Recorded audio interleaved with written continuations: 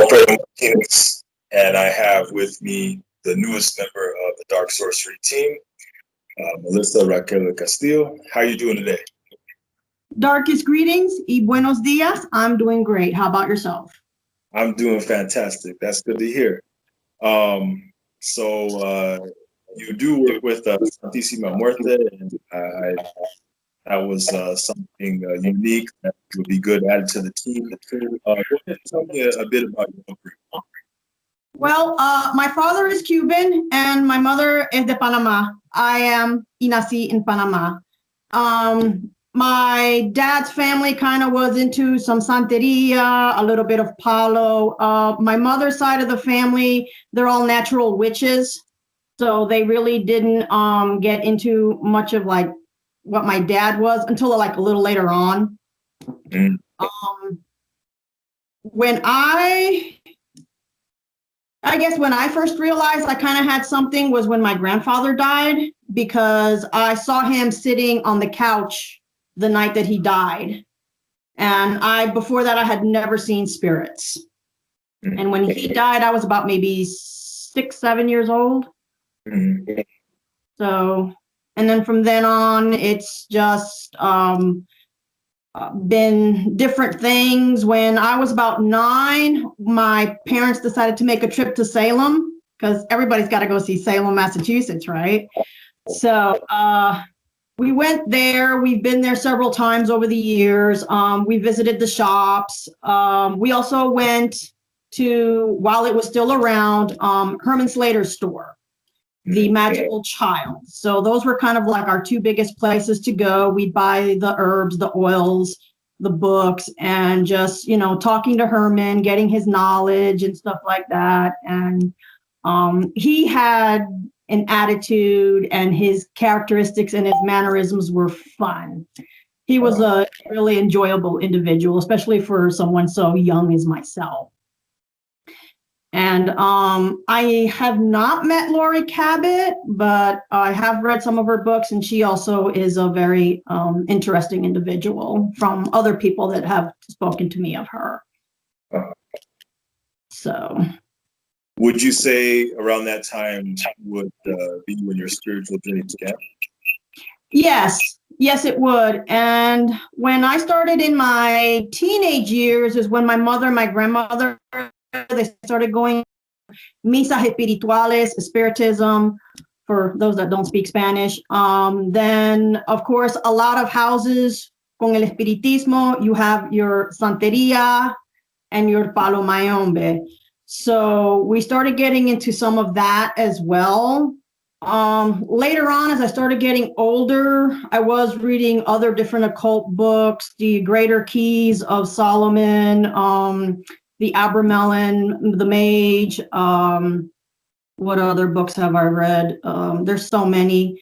I've read Cunningham stuff, Buckland stuff, because everybody reads those. Some of Ray Marlborough's books as well. But then, of course, a lot of the Santeria and the Palo books that you were able to get at the time. And then at one point, I kind of like got away from all of it, because unfortunately, what happens with a lot of people that get into those particular paths, you get scammed. And they charge a lot of money for things that are not made properly, not done right. And then you meet up with somebody else and they tell you it's not done right, it's not done properly. And then you got to trash what you got, get all stuff remade. And it's just a vicious cycle over and over again. Steps aren't done properly. And I got away from all of that. And it was in that period of time where I was living in Virginia. I was in my early 20s at the time, and there was a Latin market. The owner was from Mexico, and he started out with a little tiny strip, a little section, and he slowly started buying up the rest of the strip, where he made one huge store that was all his, and it had all different things. The last end of the strip mall that he owned, he made it into like a little botanica.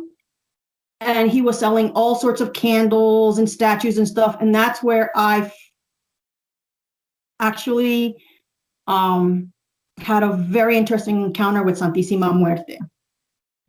Because I went there one day and there had been a bunch of hoodlums, malientes, that were actually vandalizing other Hispanic stores within the area.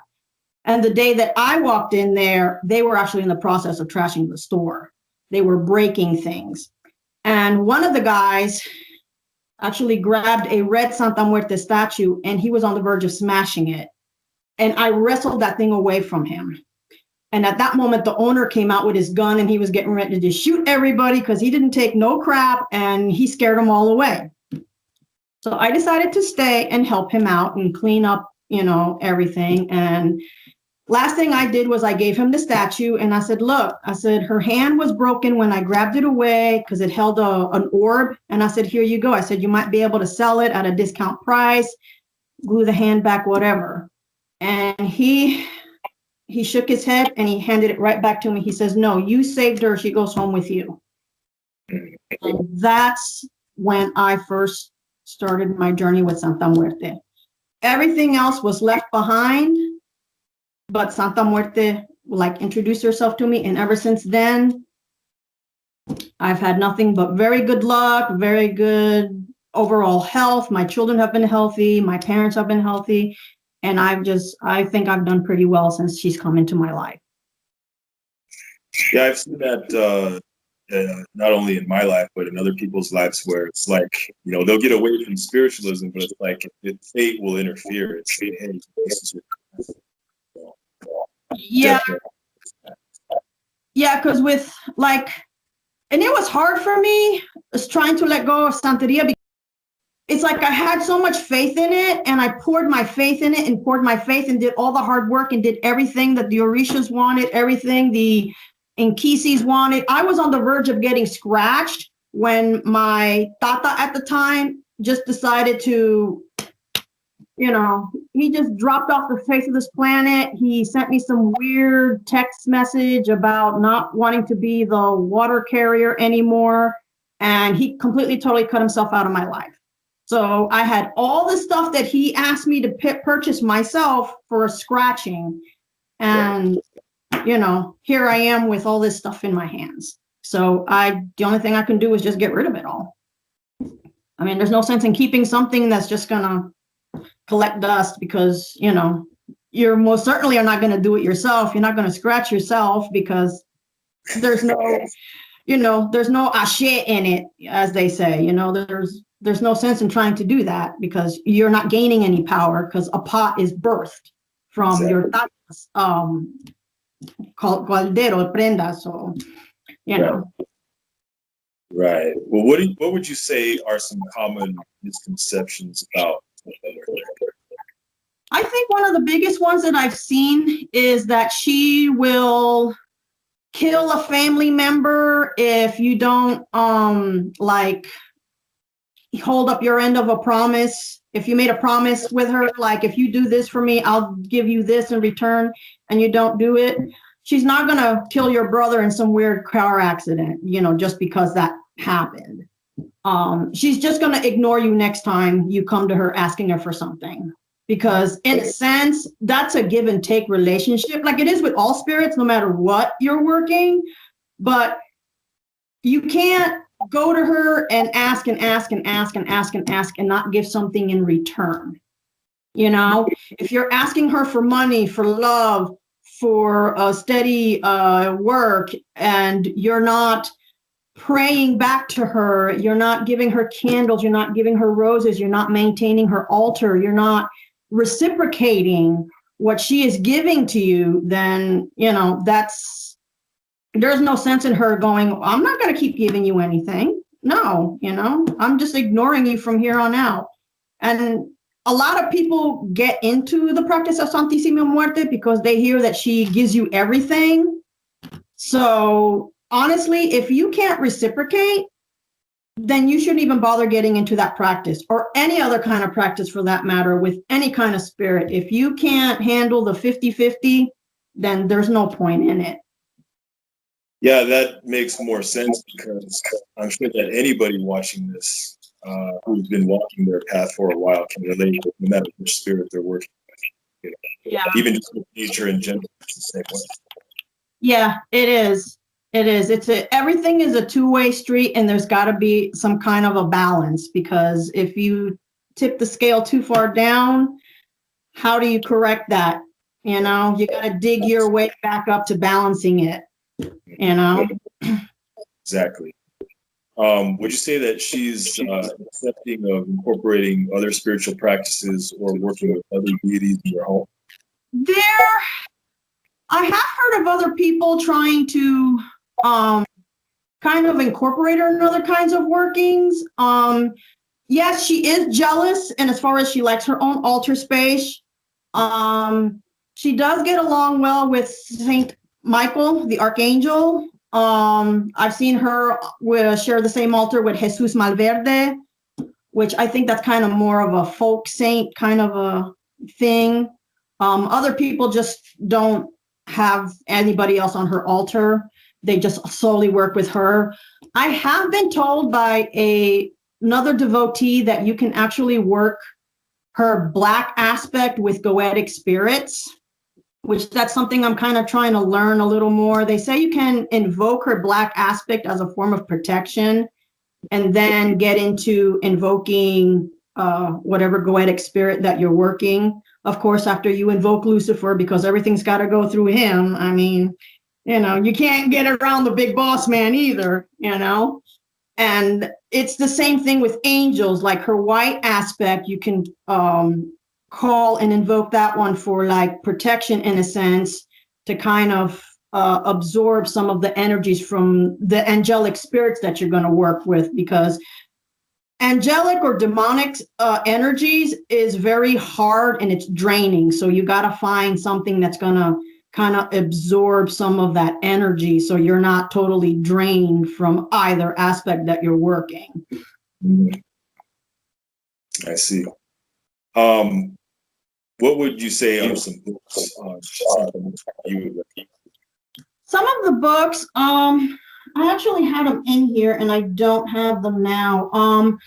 There is one by E. Bryant Holmes, and it's titled Santa Muerte, the Mexican folk saint. That's a good one. Dr. Lazarus Corbo, I believe that's how you pronounce his last name. He's written a few good books because he, like E. Bryant Holman, actually, I'm sorry. He's actually gone and studied with actual curanderos and actual devotees of Santa Muerte. Those are very good books to have. Another one is, hang on, I'm trying to remember them off the top of my head because there's so many. Another one, if you can actually find it, it's not in English, it's in Spanish. It's called La Biblia de la Santisima Muerte. There's about like 3 versions of those, and those have prayers and pretty much all the information you're going to get out of all the other books. Some people like the one by Tracy Rollins. Right. If you read into it, there's some things you're going to agree with and some things you're not going to agree with. But that's entirely up to the reader. Another one was the one by Thomas Prouder, was another one that he wrote. The only thing about that one was a bit more Wiccanized to me, but you know, to each their own. And there's probably a few more out there.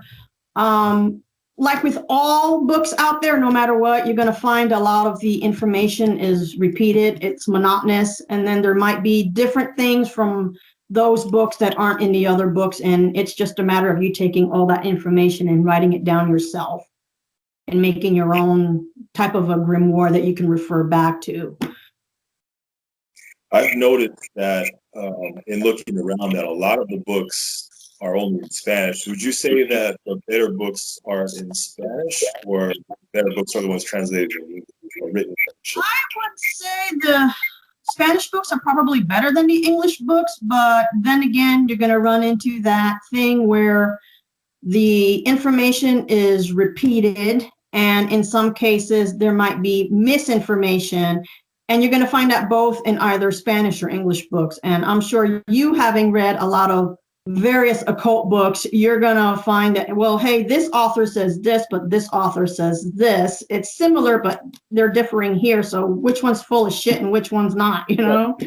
It's like, you know, a lot of the information in books and in the community will just be rehashed stuff from other people. And it's not until you get someone who brings some new information in that, oh, wow, well let's copy from this person now. Maybe throw a little bit more. Yeah. Would you agree with that? Yes. Actually, I think a lot of the older texts with regard to occult books are going to actually be way better than the modern books, because a lot of times, and I'm guessing it's true with all the authors of the more modern time, they're going to throw in their own point of view, their own objectives into when they're writing. Yeah. So what you find in, say, E.A. Coding's book may not be, is going to probably conflict from something like John Dee or Agrippa's Three Cult Philosophy, you know? Yeah. So you're going to find that all over the place, even with Santa Muerte books. So, but that's up to the student and the reader to decide. I usually try to tell people, if they're going to get into it, the books are fine. They're great for information, but if you can actually find a devotee to work off of, especially older devotees that have been in it for like 30, 40, 50 years, they're going to know way more than anybody that wrote a book that's got 8 million letters behind their last name. Definitely. I would agree with that. Would you say that someone, let's say, who does not have a Spanish background and is wanting to get into the practice of Santa Muerte, do you think that they should familiarize themselves somewhat with Spanish and with Hispanic culture? Why would that be? Because I personally feel that, and I'm not Mexican, Santa Muerte is a folk saint from Mexico. That is a, you know, entirely different thing. Yes, she is accepting of all those that want to, you know, get into her cult. But yes, get into the culture, learn the culture, respect the culture above all else. And yes, you know, immerse yourself, try to learn Spanish. It's not an easy language to learn, especially if you're not Spanish or bilingual, you know. But yes, do that. And then if she kind of moves you and guides you in a sense, don't be afraid of that either, because sometimes what you feel in your gut is her talking to you. Yeah, and I think a lot of people can relate to that. Working with various spirits, that same just filled in the gut. What would you say are signs that she's talking to those maybe meant to walk the path? Okay, can you repeat that? Because you were kind of like breaking up a little bit there. I don't know if it's your microphone or. Sorry, what would you say are some signs that she's contacting to those who may be meant to walk the path? I don't know. That's a difficult question to answer. I might have to get back to you on that one. That one's. No problem. Now, I've noticed that in this day and age, tarot is very popular in mainstream culture. Would you say she's very receptive when you try to contact her using tarot deck or various? She's very receptive, yes. And the one deck that I use with her, and a lot of devotees use it, it is in Spanish. And it's called, I don't know if everybody will be able to see that very good, but it's called El Tarot de la Santisima Muerte, or El Tarot de la Santa Muerte. It is all in Spanish. It does come with, let me open it up here because it's a weird way of opening it. Yeah. It does come with a tiny little booklet. I haven't seen an actual bigger book for it, but it does come with the booklet. It is in Spanish. Here, let me see. I pulled some cards out here. You can probably, the artwork on that one is kind of pretty neat. My personal favorite is this one right here. Let me pull it up. This one, because of course everybody knows the 13th card is the death card, and it's Santa Muerte. What I like about this deck is that it does have the number on one end, but it also has like astrological, and it has planetary symbols on the bottom. But the most intriguing thing about this particular deck, normally a deck has 22 major arcanas, am I right? Right. All right. This one has 20, 21, 21, and 21. This one is the world, the other world, el más allá, and then the last one is más allá. So you have the world and beyond. So this one actually has 23 major arcana and not 22, which actually makes it for a much more interesting deck. She is very receptive to that. If you wanted to do a simple yes or no, you can do it like that, like a 2 or 3 card spread. If you wanted to do something more in depth with her, this would be a good card to, a good deck to use. There is like 2 or 3 other Santa Muerte decks out there that you can try to do. If you're going to do like, and I know I've heard of people doing it like tarot magic, then you want to have a separate deck for that. Another way that you can actually get a simple straight yes or no question out of her is with the cigarette. And what you do is you take the cigarette to your mouth and you focus on the question. It has to be very straightforward to where you're going to get a simple yes or no. So you're going to light it while you're focusing on your question, and then you're going to put it butt down on the ashtray. It takes a little bit to get a balancing act. If the thing burns all the way down, halfway down, it doesn't matter how far it burns, and the ashes stay on there, it's a definite yes. If it burns halfway, 3/4, whatever, all the way down and the ashes fall off, it's a straight up no. It doesn't matter how far down it burns and how much ash is still left and how much cigarette is left. This is the most simplest yes or no I've ever seen out of any kind of form of divination ever, because it doesn't matter. And then if you're having trouble trying to balance it on that, another devotee showed me that he actually took a little votive candle, a little tea light, pulled it out of the wrapper, pulled the end where the wick is held, pulled the wick out, and then he actually burned a little bit, heated up the wax, and took a pin and actually stuck it in the pin. And then he took the tea light, put it back into the wrapper, and then when he asked his questions, since the pin is on the bottom, he's actually able to stick it on there and it stays standing up. Depending on how this is, you're going to actually be able to get it to stand very good on ashtrays or incense burners, or people that like to use those stick incense burners. Yeah. That's like a touch and go there. So it's all a matter of practice and stuff. But if you can get like an ashtray holder like mine that's got the little hole in it, that's your best bet. Or, you know, like I just showed you there with the tea light. That's some good information and definitely shows your experience in this field. I actually know about the little tea light one. I was actually glad that they showed me that, because we're always learning off of each other. Because if there's something that we don't know, somebody else is going to know, and you're going to be like, "Oh, I didn't know that." Yeah, we're always learning off of each other. So, and that's the whole point of magic. Whatever it is you're studying, you're always learning off of somebody. So. True. What would you say are your thoughts on Latinos in the occult community in this day and age? I think it's awesome. I think it is great that they're getting into it, whatever it is that they're getting into it, whether it's Goetta, if they're getting into like the older practices, you know, the Golden Dawn, things like that. I think it is awesome. I think they'd be way better off if they stuck to the older material rather than try to get into the newer material. I personally believe a lot of the newer material is watered down. Mm-hmm. Yeah, I have to agree with you on that.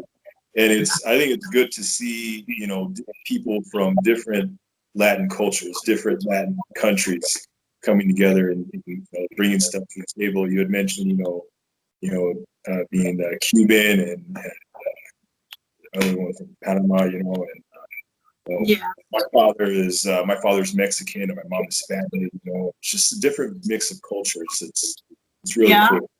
Yeah, and I mean, it's great that we study other things, but it's also important we don't forget our own roots, because there's magic within our own roots ourselves.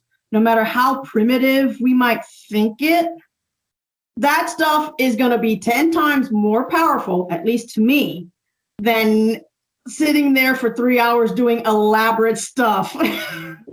You know, and getting to your roots too. It can also be in your blood, you know, like just going back to your family roots. I mean, I've noticed like, you know, I do a lot of witchcraft and low magic and, you know, with Carisha and stuff like that. But, you know, I've also noticed that when I, you know, gone into, you know, working with Aztec deities, that's very powerful, you know, right off the bat, you know, so I can definitely relate to that.